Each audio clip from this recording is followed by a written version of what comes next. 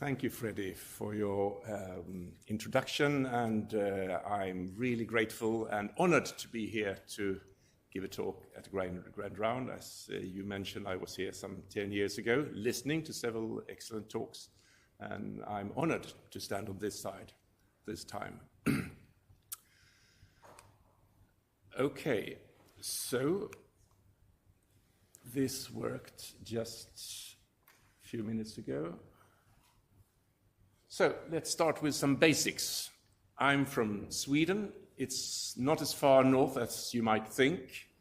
I spent my first 50 years in Lund, at the very southern tip of Sweden, which is the same latitude as Newcastle, as it happens. Lund is as old as Oxford. The cathedral was built in the 11th century and was at that time the archbishop site for all the Nordic countries, or rather the parts of the Nordic countries that had become Christian. At that time, Lund and the southern tip and southwest parts of Sweden were not Sweden. It was part of Denmark, just like the east part of the British Isles, for that matter. In 1658, the Swedes conquered that part of Denmark, making the borders for the present Sweden, and to implement their Swedish ways of thinking, they founded a university, Lund University, founded 1666, with the explicit intention to make the Danes in that part of now Sweden Swedish. As Professor Hamdi mentioned, 12 years ago I went to Oxford, spent a fantastic year here before I went to Addenbrooke's 2.5 years to do robotic prostatectomies. And I and my wife seriously considered staying permanently in the UK. We really had a good time, but family, old friends made us go back. But then I didn't go to Lund, I went to Gothenburg. Gothenburg is a completely different city, Lund being dominated by the university, just as Oxford, whereas Gothenburg is rather similar to London. Yes, there is a university, but it's a bigger city, there's a big river, it's traditionally been a lot of trading, ships going actually to and from the United Kingdom. So it was once called Little London. And the reason for me going there is that Professor Hugosson has been doing for 25 years randomized trials on prostate cancer screening and has done and still does a lot of tremendous research. So that was why I joined. So the next 40 minutes, we'll talk about first 6 basic facts about prostate cancer screening, then the Swedish organized prostate cancer testing, why we do it and how we do it, and finally 6 key experiences from the process of bringing trial results into clinical practice. I do have some conflicts of interest, and that is the initiation of prostate cancer screening trials, programs, and general interest in prostate cancer screening is certainly good for my career. I get invited to give talks in nice places, such as here. But otherwise, I have no financial conflicts of interest, no interest in prostate cancer screening, diagnostics, or treatment.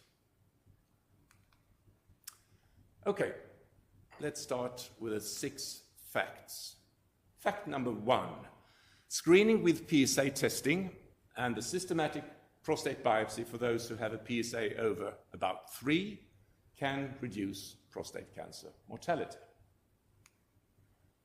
This is Gothenburg Screening Trial 1 in the 1990s. 10,000 men in Gothenburg were randomized to receive repeated invitations every second year for PSA testing, and a control group of a similar size. And after about 10 years, there emerged a difference in the prostate cancer mortality curves, with the upper curve being the control group and the lower curve being those men who were invited to screening. Prostate cancer mortality almost cut by half after 14 years.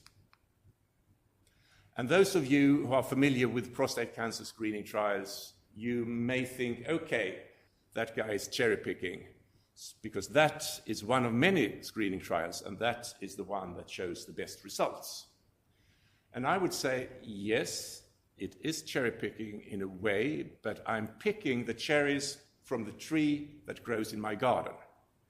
So it's not a random choice. Because screening for prostate cancer is not like prescribing aspirin 500 milligrams to 100,000 people. You could expect rather similar results wherever you do that. But that doesn't apply to screening. Screening can be done in many different ways, and in different populations there are, for instance, different mortality rates in the background. So for Swedish circumstances, of course, the Swedish trial is most relevant. But I'll, of course, comment on the other ones. The Gothenburg 1 screening trial, the Swedish one, the cherry, was part of the European randomized screening trial for prostate cancer, which also showed a significant reduction, although not as much, about half the benefit in mortality reduction compared to the Gothenburg screening trial. But most countries participating in that trial had a 4-year interval for screening. The proportion of men with a raised PSA who actually had a biopsy was lower. The background mortality for prostate cancer is lower in most other European countries taking part in the ERSPC. So, yes, it's not Swedish data, so not quite relevant to Sweden, all that. The US trial, the PSCO, actually showed no benefit at all. But that trial, the men invited, half of them had already been PSA tested, which means that many of the aggressive prostate cancer had already been screened away from the population. Almost everyone in the control group had a PSA test over the screening trial years. And only about 40% of the men with a raised PSA had a prostate biopsy. And of course, just having a high PSA detected won't reduce prostate cancer mortality. You have to diagnose the cancers.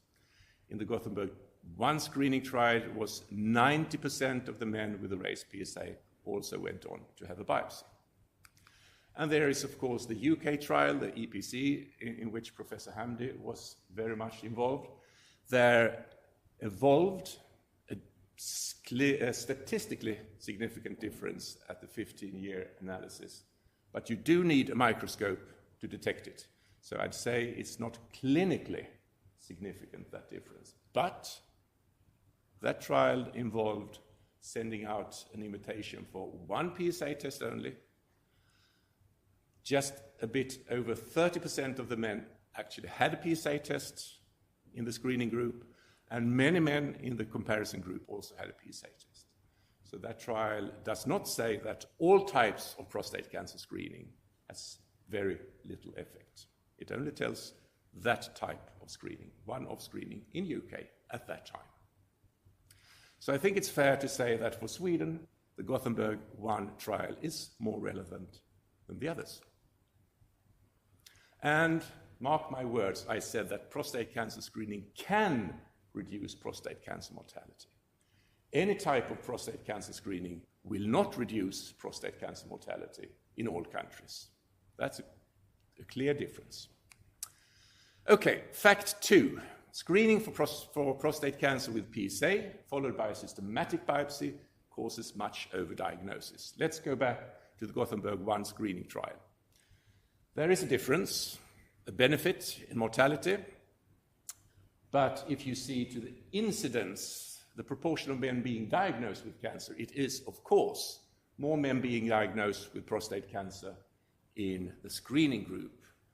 And that difference emerges very soon, because as soon as you start inviting people, biopsy people, you will find cancers, whereas it takes 10 years to gain a mortality benefit. And importantly, the scales differ. That is 1% up there and 10% up there. So there's a tenfold difference in the magnitude. So the difference between the incidence of prostate cancer in the screening group and in the control group is actually almost 10 times bigger than the difference in mortality. And the difference in incidence, that represents overdiagnosis. So in other words, you need to diagnose 9 extra prostate cancers in 9 men to prevent 1 death from prostate cancer. And overdiagnosis is usually hard to understand, so I'll illustrate it very practically. This is Mr. Anderson. He's now 75 years old. He was part of the screening group in the Gothenburg 1 trial, and I can tell him, well, from my divine knowledge, that had you not been screened for prostate cancer, you wouldn't have been living now. You'd been dead from prostate cancer. So you're a winner. Congratulations, Mr. Anderson. But we also have Mr. B, C, D, E, F, G, H, I, and J, who were overdiagnosed. So they died from their late 60s, early 70s, from heart attacks, car accidents, lung cancer, whatever. And if I'd met them in their afterlife, I would say to them, you remember that prostate cancer you were treated for? Most of them were treated, a couple of them were just observed. It wasn't very nice having a cancer diagnosis, and the side effects you had, your sex life wasn't very good after that. I am sorry, but I have to tell you that that was totally meaningless. You would have died anyway, just the way you did. You wouldn't have experienced any symptoms of prostate cancer. I'm sorry, guys. You are the losers. That is overdiagnosis. The 9 men over the 1. And whether the 1 is, well, the advantage for this man, whether this outweighs the disadvantages for the other 9, it's not a scientific fact. But we'll come to the conclusions, and all national healthcare authorities, except in Lithuania, Mexico, and Czechia, they recommend against screening for prostate cancer, mainly for the reason of the harms in forms of overdiagnosis. Fact number 4, the use of MRI and a targeted prostate biopsy, rather than a systematic prostate biopsy, reduces detection of low-grade prostate cancer. That is a fact. It's now been 7 years since the first big randomized trial was published, and there are now many, but they are only investigating a situation where a man comes with a raised PSA, has one diagnostic evaluation, where screening, at least in the way it's being done in the screening trials in Europe and this Gothenburg trial, it's a repeated process with repeated diagnostic evaluations. So it's not certain that the reduction of detection of low-grade prostate cancer remains after several years. It could very well be that the repeated process is something else. But in September last year, there were good news from the Gothenburg 2 screening trial published in the New England Journal of Medicine.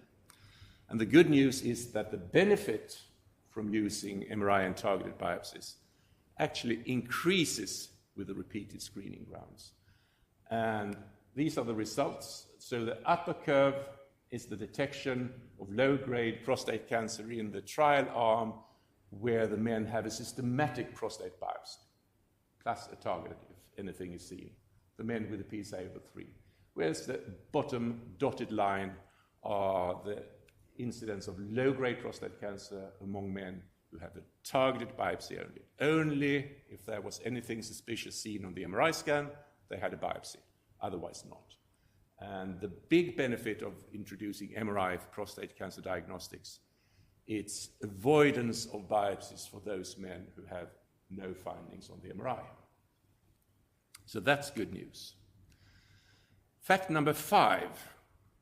It's now 2.5 years ago, the European Union recommended for the first time anything about prostate cancer screening, and they recommended piloting and further research to evaluate the feasibility and effectiveness of organized screening using PSA with MRI as a follow-up test. Fact number 6 is that we still are lacking evidence for how much overdiagnosis is reduced by MRI and targeted biopsy. Of course, if you go to, say, the UK National Screening Council and say, hello, we want screening for prostate cancer because we are now better than we used to be. We don't overdiagnose so many cancers as we used to do with systematic biopsies. Of course, the council would say, oh, that's fantastic. How much better are you? We then just can't say, oh, we are pretty much better. It just doesn't work that way. We need figures. We need to say, for instance, that the numbers needed to diagnose, that was 9 in the Swedish Gothenburg 1 trial. We've now reduced that to 5 or 4 or 3 or 6 or whatever. We need a number, and we don't have that number. And of course, we also need to know a national screening program is a massive thing to do. We need to know about the MRI resources. Do we have to repeat the MRI scan every second year for those men with a raised PSA? Probably not, but we need to know exactly how much MRI resources and urology resources are needed for a screening program, and we don't. And of course, there are many, many more details that we need to know. The optimal starting age, stopping age, etc., etc. But fortunately, the evidence is building up. We've got 3 ongoing randomized trials, one in Germany, one in Stockholm, one in Finland. We've got the organized prostate cancer testing in Sweden that I'm going to talk about in a few minutes. We've got the EU project PRAISE-U, and we've got the big UK trial Transform that will, I think, start later this year. So we will gather evidence, I'd say, almost every month the next few years. So that was the introduction about prostate cancer screening, the facts. Let's move on to why we are organizing the prostate cancer testing in Sweden in a very screening-like fashion. In 2018, the National Board of Health and Welfare in Sweden that decides whether we should have a national screening program or not, they, after 2 years evaluation, recommended against screening for prostate cancer. For the reasons that I said, because the benefit, Mr. Anderson, the man who did not have to die from prostate cancer, does not clearly outweigh the harms to all the 9 men who were overdiagnosed, and false positive and other harms. So nothing strange with that. But the regions, we have 21 regions in Sweden, they collect taxes, they provide the healthcare services. They were concerned because the unorganized PSA testing takes so much resources. About 70% of 70-year-old Swedish men have had at least one PSA test. It's clearly resource-consuming because every single man that has a PSA test has an individual follow-up. The GP writes a letter saying, okay, now your PSA has gone up from 3.2 to 3.8, which means, etc., etc. Takes a lot of resources. It is ineffective, and I'll show you that trial, the study of Gottman, and it's socioeconomically unequal. Men with a longer education know more about the downsides, and I'll show an example of that too. So they were concerned, we can't have it like this. Okay, so no screening program, but what can we do? So they went to the Ministry of Health, and the Ministry of Health commissioned an expert group to define a standardized, more cost-effective way to diagnose prostate cancer. And that expert group met a few times in 2018 and came up with a concept of organized prostate cancer testing, which I will explain what it is. And we usually abbreviate it OPT. Also, Swedes love 3-letter abbreviations. And I think, because I talk a lot about this, that using the term OPT has saved about 40 hours of working time for me, because I say it so often. So OPT it is. 2 years ago, there was an article published in the BMJ, which some of you may have read, I co-authored it, and it was about the downsides of the unorganized testing. So there were some key messages, and I'll go through them in detail. Key message 1, most high-income countries have chosen not to implement a population-based prostate cancer screening program, but instead allow men to obtain a PSA test if they wish. That applies to Sweden, that applies to the UK, and most other Western countries. These policies have led to, paradoxically, high rates of PSA testing, clear medical harm, scant benefit, and inequities. And I'll go dig a little bit deeper there and go and show some evidence for those statements. Let's start with the high rates of PSA testing. This is a study published only a few months ago about the PSA testing in the population of Stockholm, 2.5 million inhabitants. But the data are rather old, so already in 2016, you can see the previous 5 years, men in their 40s, 15% had a PSA test, and about 60% of men in their 60s and 70s, and also half of the men in their 80s had at least one PSA test. And if you go the past 10 years, you're up to 70 to 80% of the men having had a PSA test. And that is as many as in the screening arm of the screening trial. So we are effectively having some unorganized PSA testing screening in Sweden to the same extent as in the screening arm of the trial. So definitely high rates of PSA test. Clear harm. This is a study by my colleague Rebecca Arnsrud-Gottman in Gothenburg, who used data from the Gothenburg 1 screening trial and compared them with historical data from the years before the rise of PSA testing in the Gothenburg area. These are the incidence curves of prostate cancer in the screening group and the control group, actually the same curves that I showed you before, but the lower line is the expected incidence of prostate cancer before there was any PSA testing going around in the population. And as expected, there were, of course, more men being diagnosed with prostate cancer. It was 16% after 18 years in that specific age group, compared to only about 7% in the era before PSA testing. But you also see in the control group, there is still almost a double incidence of prostate cancer compared to the years before PSA testing. So that was the incidence. What about the benefit? To the left, the screening group. The lower curve is the mortality in the men invited to the screening trial, and the upper curve is the expected mortality calculated from the years before PSA testing.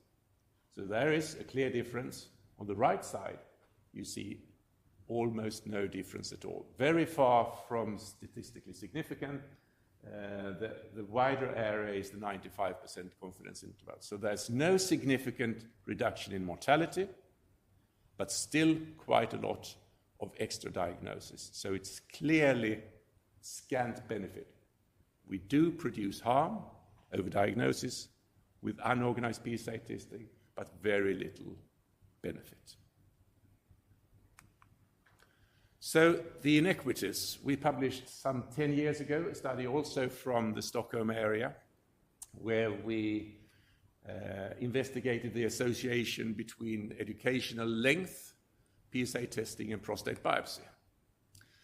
And these are the cumulative incidence of having a prostate biopsy for men with a first PSA test over the cutoff of 4. And you can see the upper curve is for men with an academic education. The lower curve are for those with primary education only, which in Sweden is 9 years. And the middle curve are for those who also have secondary education, about 12 years in school. And there are clear differences in the proportion of men with a raised PSA who have a PSA test. After 1 year, it's 40% among academics, and only about 27% among men with a short education. So clear inequity. And you could also draw the conclusion here that about the lack of efficacy of PSA testing, because only 40% of the men had a biopsy, and just having a high PSA without proceeding to further investigation cannot reduce prostate cancer mortality. If you put the line on the other way, you can see that after about 5 months, 30% of the men with an academic education had had a biopsy for his raised PSA, but it took 13 more months for men with a short education to have their biopsy. So again, clear socioeconomic disparity. And this is a study from Skåne, the southern tip of Sweden, where I used to work in Lund. And we asked 1,400 men about knowledge about PSA testing, and it turned out a clear association between education and the knowledge about the disadvantages of PSA testing. I'm sorry about it's Swedish, but the left side you see for the proportion of men knowing about the disadvantages of men who had just a short education is 40%, for those who had secondary school is 50%, and for those who have an academic education, 72% of the men knew about potential disadvantages. So again, a clear socio-economic disparity. Men with a short education, they don't know what they are going into, and I'll come back to that shortly. So let's go back to the BMJ article. They suggested, or we, that a national, comprehensive, risk-based prostate cancer detection program that carefully designed to reduce overdiagnosis and overtreated would reduce harm, increase benefit, and be more equitable compared with the unorganized testing, which is also the argument for the organized testing in Sweden, which we proposed 5 years before that. And I'll go back to the fact about the EU recommendation. They also weighed in the widespread unorganized testing in their recommendation. So it's not about whether screening is good or bad compared to no screening.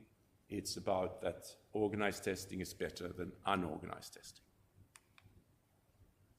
The last key message from the BMJ article is that an alternative approach to reducing harm is to restrict PSA testing to those referred to urologists for symptoms. To me, that's a perfectly sensible solution, had it been possible. I think it's impossible in Sweden, at least today, to prevent GPs from having PSA tests for men who are worried about prostate cancer, who have vague low urinary tract symptoms. They can even buy a PSA test at the pharmacy. So I think that is not an option. I don't know about the UK, but it wouldn't work in Sweden. They tried it in Denmark for many years, but it had no effect. It was almost as much PSA testing as in Sweden. So to summarize the why, Swedish organized testing is introduced not because there is evidence of screening being better than no screening. It's being introduced because organized testing, compared with the widespread ongoing unorganized testing, improves quality, improves cost effectiveness, and gains knowledge. We learn almost nothing from the unorganized testing, but as I will show, we learn a lot from the organized testing because we register every detail. I've many times been asked, so what you are doing, the regional testing, it is very similar to screening. What is the difference, really? Because you invite men, you re-invite them at specific intervals for PSA tests. So isn't this not screening? Well, one important difference between the regional organized testing and a national screening program in Sweden is that if the national authorities recommend a national screening program, the public must trust that this recommendation is based on solid evidence that there is a net population benefit from screening. And that's a strong message. Whereas men invited to organized PSA testing, the prostate cancer testing, they are informed that the benefit-harm balance is uncertain and that individual men may value the potential benefits and disadvantages differently. A man whose brother recently died from metastatic prostate cancer probably doesn't care much about the risk of overdiagnosis. He just wants to prevent having the same fate as his brother. Whereas someone who doesn't really bother about what happens 10 years later, who is very much enjoying his sex life, maybe it's not a good idea to have PSA tests and have prostate cancer detected. So it's an individual choice. Okay, let's proceed to how. Well, it's population-based programs that are planned to involve the entire target population, or in some regions, time-limited projects. It's provided by the regional healthcare providers, so it's not research in any way. As such, it's nationally coordinated, so the information about pros and cons is the same to all men in all regions. We use the same administrative IT system, sending out invitation and response to investigations. The testing and diagnostic algorithm is the same. We coordinate the register, the data registration, and research.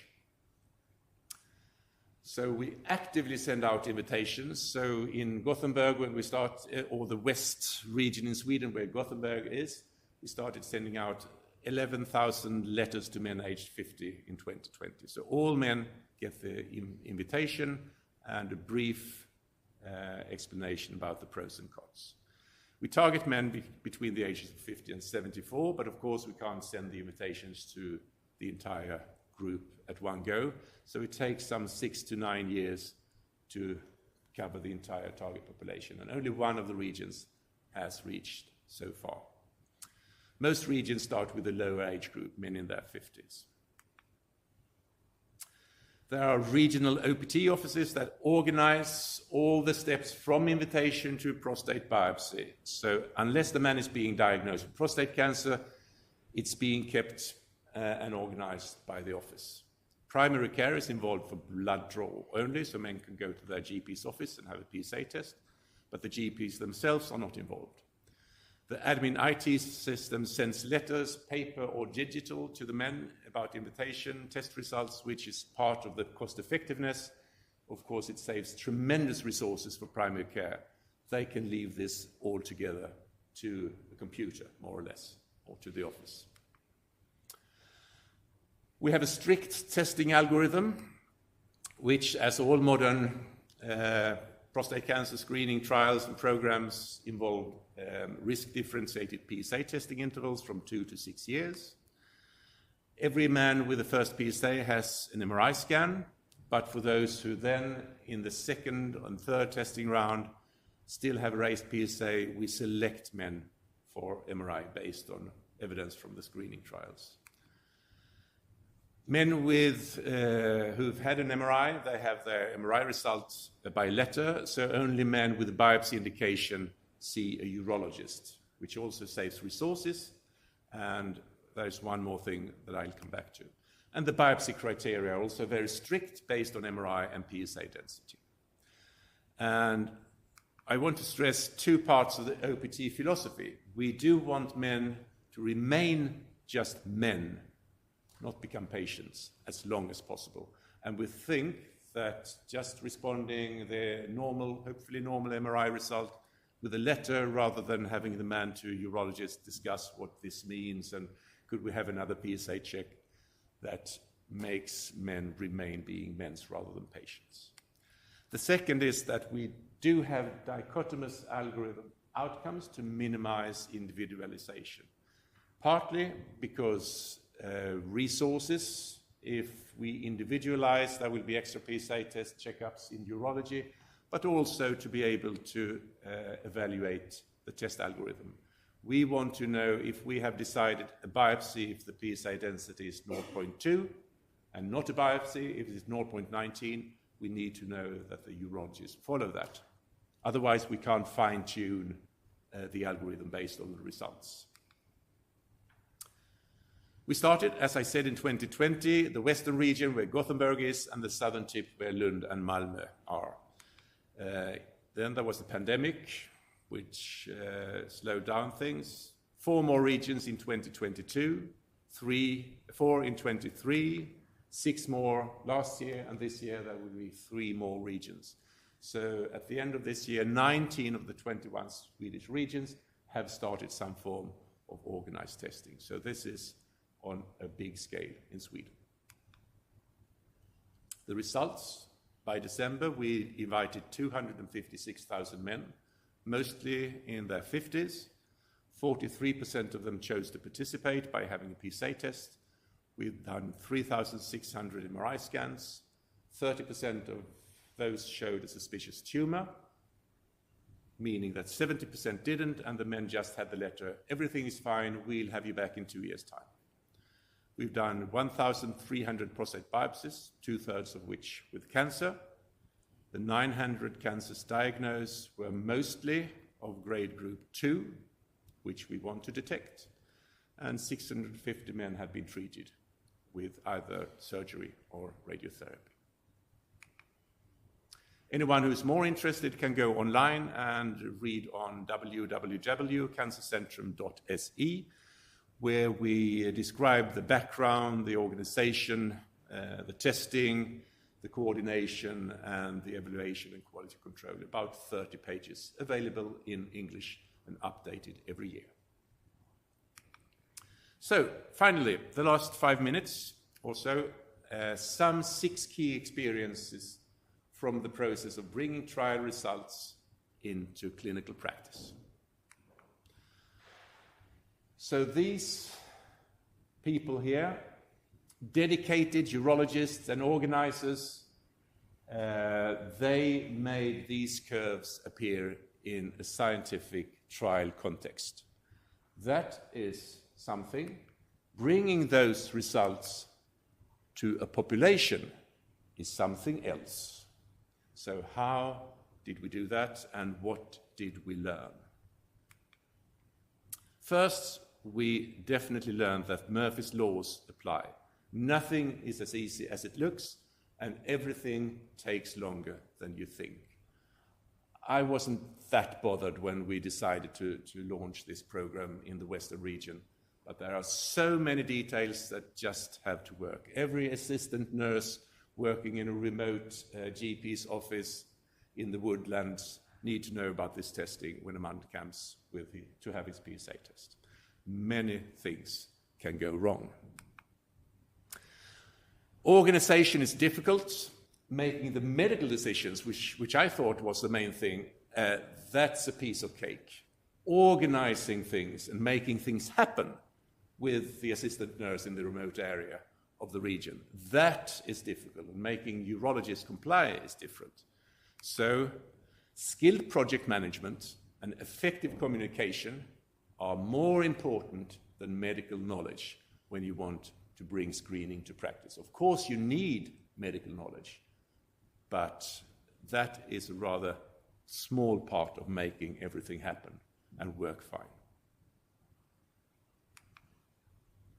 Communication is difficult. Everything that's being said or written can be misunderstood, and there are so many routes of communication where things can go wrong.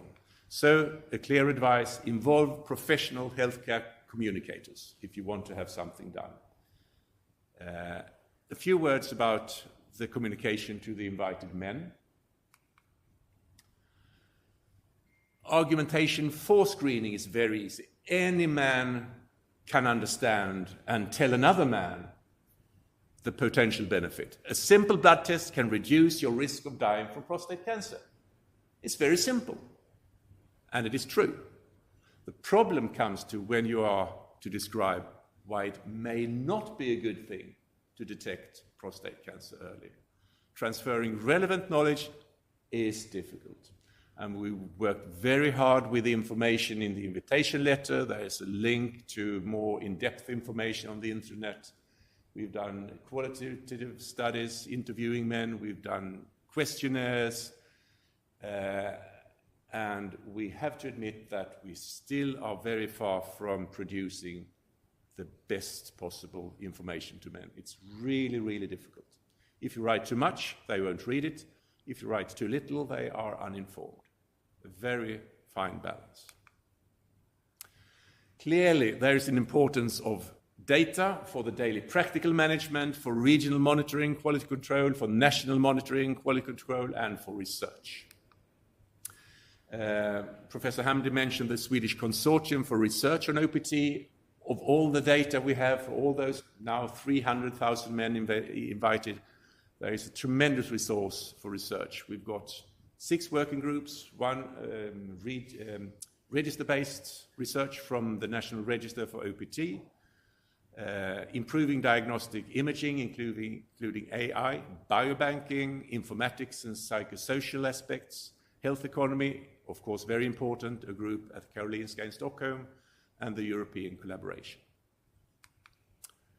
The first publication appeared about 18 months ago in the European Urology. We just described basically, okay, so we sent out 68,000 invitations in 3 regions to men aged 50. This happened. Very basic, not high quality science, but we gained important knowledge. These are the proportions of men with a PSA over 3, the proportions of men having a biopsy indication and cancer detected. Since we sent invitations to 50-year-old men, same age, in 3 regions, population-based, no selection, it should really be the same proportion of men having a PSA over 3. So, why did this happen, the big difference? Because the 3 regions use different PSA assays, Roche, Abbott, and Siemens. And they don't give the same results. We knew this, but we couldn't imagine it would be such a difference in the proportion of men having a PSA over 3. But it is. So in relative figures, there are 70% more MRI scans being done in Stockholm than in Western Sweden. And that is, of course, extremely important for a screening program. So these differences, we hadn't realized this unless we've analyzed the data. So clearly, PSA assays matter. Key experience number 5, changing to the population perspective is hard. As I said, we really want compliance from the urologist. If there is a biopsy indication, they should do the biopsy in the way that we have decided to do it, otherwise we can't evaluate it. But urologists are used to discussing the pros and cons with a man, maybe have an extra PSA test, think about the 3 months. So we need, the office calls individual urologists to say, okay, you had this Mr. Anderson 2 months ago, you didn't do what you were supposed to do. Have him back and do as we tell you, and don't do that again. It's very hard, but we think it's necessary with compliance.